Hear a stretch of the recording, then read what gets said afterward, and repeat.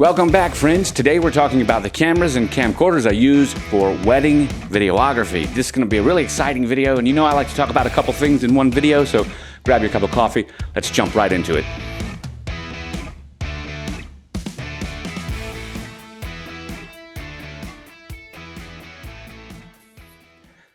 Friends, we've got a lot of stuff to talk about today, specifically a firmware update. I want to thank Vincent McLeod over in Scotland for sending that firmware update information to me last week. Gave me a chance to set up for it, get ready for it.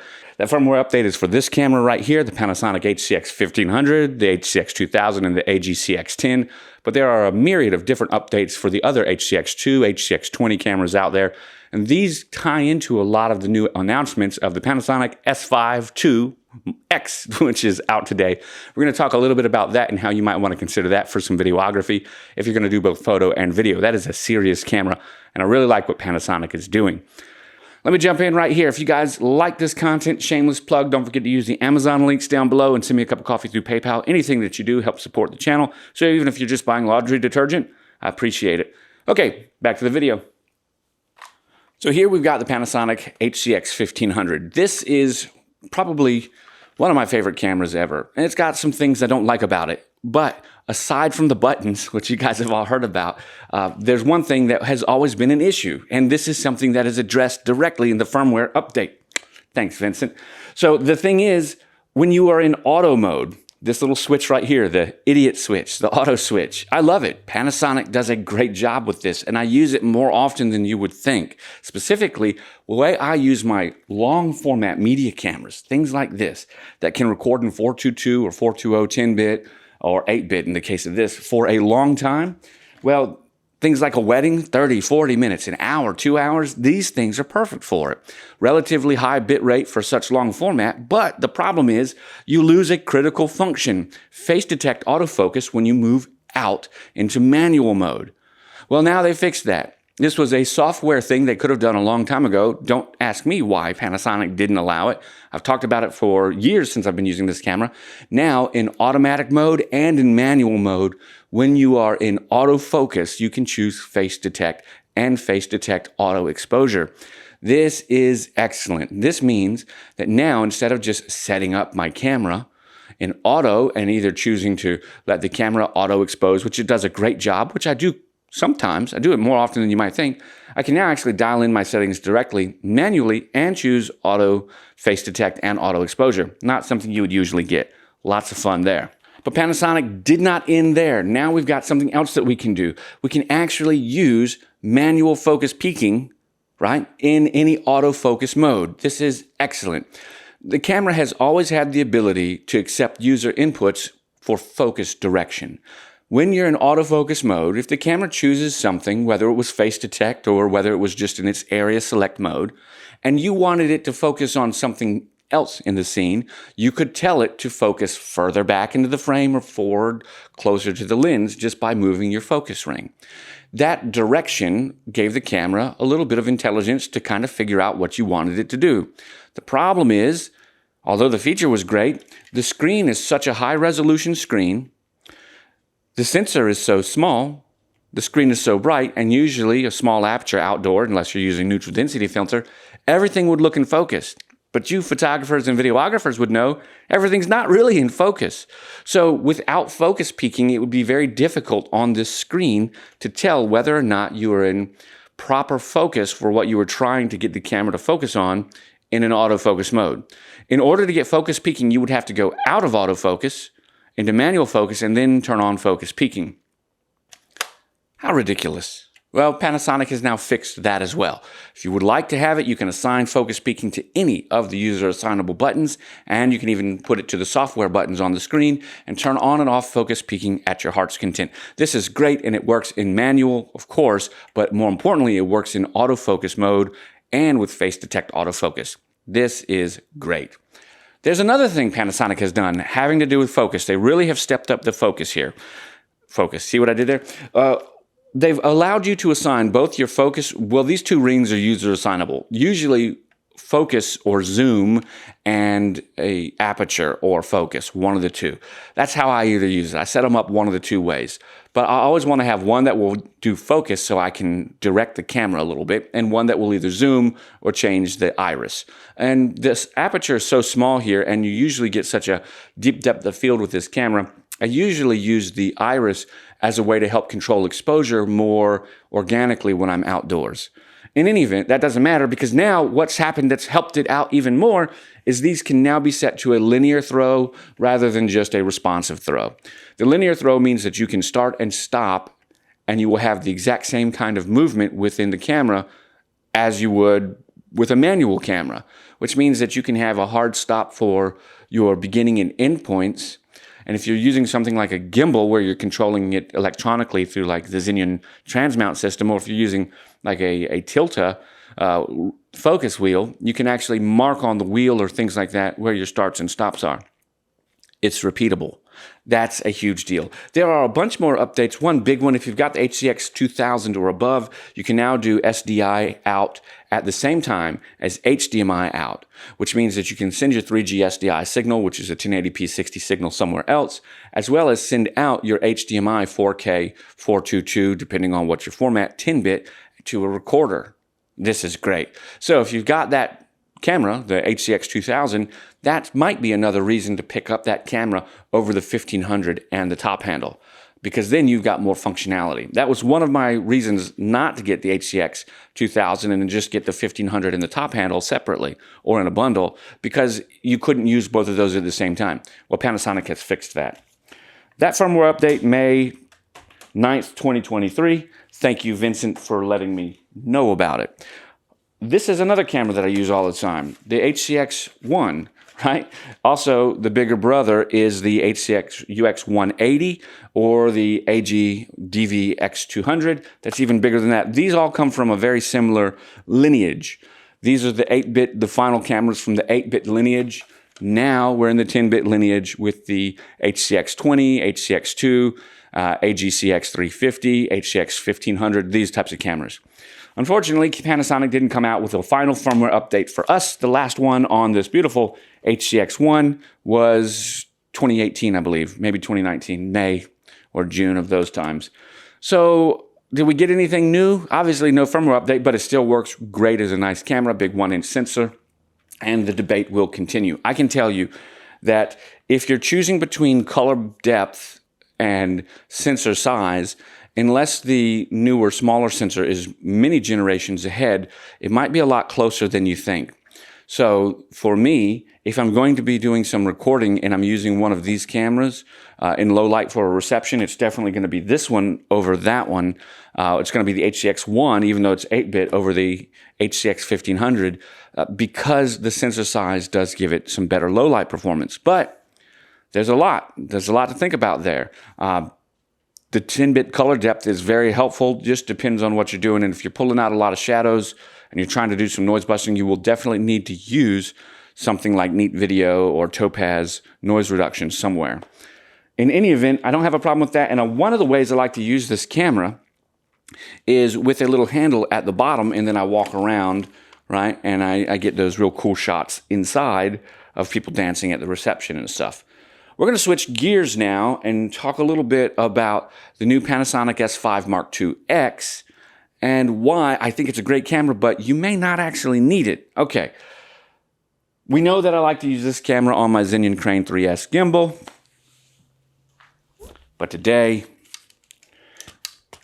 and actually usually when I'm at a wedding, I've got this camera, which is the Panasonic S5 on the Crane 3S. Now, the Panasonic S5 is an absolutely excellent camera with Apple ProRes RAW out to a Ninja, which is cool, right, in 6K, 5.9K. And there's a lot that you can do with that. You know that. It's also got some really great codecs built into it. And they're lighter weight codecs. So you can do 422 10-bit up to 200 megabits per second or 150 megabits per second 420. 420 10-bit 60 frames a second gets a crop. Anything over 30 gets a crop, but that's okay. I mean, it's really not that big of a deal. all of these, even with the crop, it's bigger than the other two cameras that I'm using, and it's still using its full frame. It's still using full frame glass and stuff like that. When we start getting into this and that, when it comes down to the crop irritates me mainly because it changes my focal length, not because I have a problem with the image quality in this camera. That being the case, most of the time I will actually use this in 30 frames a second because I tend to like that. I can slow it down about 80% if I need to slow down people walking. And I think that the wedding slow motion video has been so overdone. When I do my wedding videos, I don't do a lot of slow motion. I do other types of shots. And we'll talk about that maybe in another video.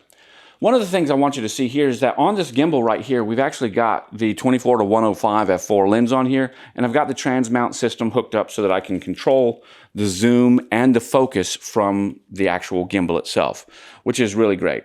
The next thing that I've got hooked up is a NinjaV so that I can get that Apple ProRes RAW out. Now, on a 500 gigabyte hard drive, you're going to get 25 minutes, 30 minutes max of Apple ProRes RAW recording from this camera. And I use a Serbian, I don't know which one, the Crucial 500 or 500 gigabytes or 1 terabyte hard drive, just depending on what I'm doing. Lots of times what I'll actually do is send out the signal, which is 422 10-bit, and I'll just record it to a DNX. That'll get me a little bit more record time, and it's just copying you. DNX can be up to 12-bit in the HRX classification. You don't get anything extra by recording in a higher megabit. So just choose the one that gets you it's actually 8-bit or 10-bit. So just choose the 12-bit and you get a little bit more record time. And what you don't have to deal with then is just all of the internal camera stuff. So you can record external here with all the extra things. If you want more, you would then need to record an Apple ProRes RAW, and that means your workflow is getting really, really, really big. So the only reason that I choose the DNX on the Atomos here when I'm not choosing to record in the Apple ProRes RAW is because Atomos makes you unlock the H.265 profiles on here for $100. So I have to pay another $100 just to be able to send out the signal, the 422 10-bit signal, which would go out to record into an H.265. If that's the case, I'm not going to do it. I'll just record into that DNX because the DNX is already on it. If you didn't know, now you know. But more important to that, people talk about the autofocus. We said we're going to talk about the S5 Mark II X. Well, the S5 Mark II X will do a lot of this stuff internal and to an SSD. No Atomos Ninja required for the RAW format capture. There's a lot of cool stuff that goes on there, and it's got, just like the S5 Mark II, the updated phase detect. This is what I want to talk about more than anything else. I don't find that there's that big of an issue with me and this camera for wandering focus, for a walk around type of shoot with the autofocus on here. Yeah, it hunts sometimes. But think about wedding videos and what those look like. That's not really that big of a deal because I really don't see that there's much of an issue with how I use the camera. Okay. Because of that, do I think that the phase detect is not important? Absolutely not. I know how awesome that the phase detect is. I've got Sony cameras that have had phase detect, and I do notice a difference between the two. What I'm trying to say is that if you're out there in the market and you're thinking to yourself, I don't mind doing some manual focus when I've got critical shots to get, and I can work that skill and build that skill. If you're that person, then the autofocus on the S5 will quite likely work very well for you. And then on the times when you need to manual focus, you can manual focus, especially build that skill. That'll be better than any autofocus you've ever got, right? Once you get the manual focus skill down, because you're more in control. You can make the camera do exactly what you want it to do, make the viewer see exactly what you want them to see. Well, if that's the case, you can save some money because don't forget the S5 Mark II won't have Apple ProRes RAW unlocked in it when you buy it. You're going to have to pay an upgrade, and that could be $100, $120, who knows.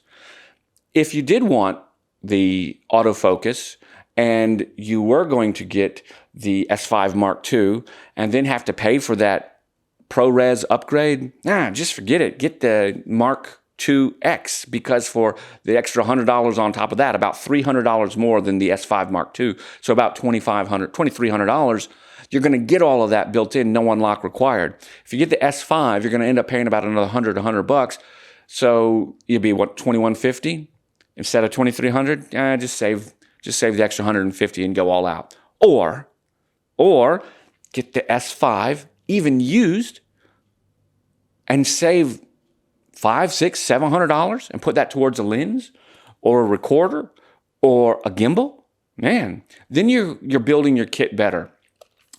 No, the autofocus is not as good on this camera, and that's okay. So what I'm sharing with you is maybe that works for you. This is how I use it. Today, if I were to buy the two cameras, which one would I buy? Well, of course, I'd buy the EM5, well, the EM5. I'm thinking OMD. I love those cameras back in the day. I would buy the Panasonic S5 Mark II, right? Because it's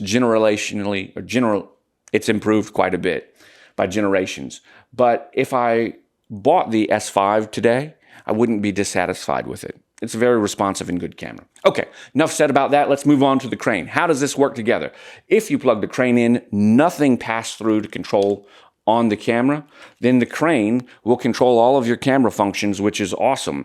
So from the handle back here, you'll be able to control your aperture, your ISO, your shutter speed. If you have the transmount system, you will be able to put on the different gears so that you got your follow focus and your focus, your zoom controls and stuff like that. And then you can control those through your rocker right there and your wheel right here. By the way, Xenon has done a great job of making this rocker and these back control dials feel as cheap as is possible. They suck. I hate the way they feel. They don't feel anything as premium as the camera does. And they should. They shouldn't feel like, in my opinion, toys. I don't know if you can hear it. It's just hollow, it's nasty, and I don't think that the rocker's very responsive. You guys know I would not buy this again anyway, but this is not one of the reasons I wouldn't. I could deal with that. In any event, I wouldn't buy it because it's got, in my opinion, I've had this one sent back twice for internal IMU problems, and that's no good. However, when you use this camera, you can reliably start and stop your recording by clicking your record button. You can autofocus with a half press, continue to record with a full press of the center button. You've got your wheel and your dial. You've got all of your different modes right there. I mean, it's a good setup and it works well. This format right here, this whole setup weighs probably 30 pounds, 25, 30 pounds, something like that. So you'll get a workout with it, but that's okay. However, the minute you plug in an Atomos Ninja to this, which has pass-through trigger recording, then the crane will stop working. It will stop working with your recording, right? It may begin to intermittently malfunction, which means that all the control that you have of the camera goes away because the trigger to record is being overridden by the Ninja and what you're telling the camera and how you set the Ninja up. And that sends the crane operating system a conniption fit. It gives it a problem. So I end up having to disconnect the crane whenever I'm recording to an external recorder. That's fine. It's no problem. It just means I have to change my settings manually on the camera. No problem. The crane is usually strong enough to deal with you doing that. And there's also another additional awesome cool feature. When you set the camera and the Ninja to work as a team so that you can record remotely, when you press record on the camera, should you do that, the Ninja will automatically record. And if you press record on the Ninja, the camera will automatically record, which is cool. Now, if you don't have it set up to record internal to your SD cards, then obviously it won't record internal. But if you do set it up to do that, it will record in all different places, which is really nice. In that instance, I can still use my zoom controls and things like that because those functions are not required for the camera to be connected. That's just all done within the handle. In those instances, I get a really cool way to do what I do. So there's also something else that I do down here just to share with you. I put a bottom handle on this quick release plate, and that gives me the ability to have a quick release plate on this camera, which I can then take this camera and put it onto a tripod like I've got right over here, or set it down. It just makes it so much easier to use. I could also put it on a monopod. When we talk about that, again, I use that as my detailed shot. So my A-cam kind of stuff. Lots of the things when you think about a wedding aren't going to be as important as the face shots and the detail shots that you're going to do.